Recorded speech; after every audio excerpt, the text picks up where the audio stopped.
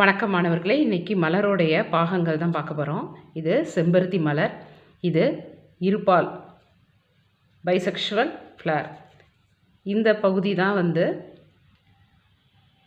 புள்ளிவட்டம், இது அல்லிவட்டம். அல்லிவட்டம் நிறைய கலரில் இருக்கும். அந்த நிறைய கலரில் இருக்கிறதுனால நிறைய பூச்சிகள் வண்டுகள்லாம் மகரந்த சேர்க்கைக்கு உதவும். இதை என்ன பண்ணுறோம், ஒரு பிளேடை வச்சு ரெண்டாக கட் பண்ணுறோம். கட் பண்ணி சூலகம், மகரந்தத்தாள், மகரந்தத்தூள் அதெல்லாம் தனித்தனியாக எடுக்க போகிறோம். இது மலருடைய பாகங்கள்.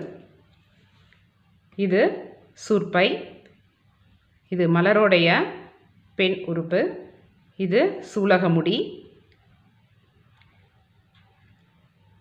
இங்கே இருக்குதான் அள்ளி இதழ். இங்கே இருக்கக்கூடியது மலருடைய நீள்வெட்டு தோற்றம்.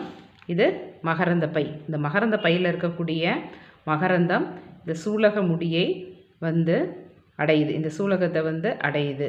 இதை தான் நம்ம மகரந்த சேர்க்கை அப்படின்னு சொல்கிறோம். இந்த சூர்ப்பை தான் பின்னாடி விதைகளாகவும் கனிகளாகவும் மாறுது.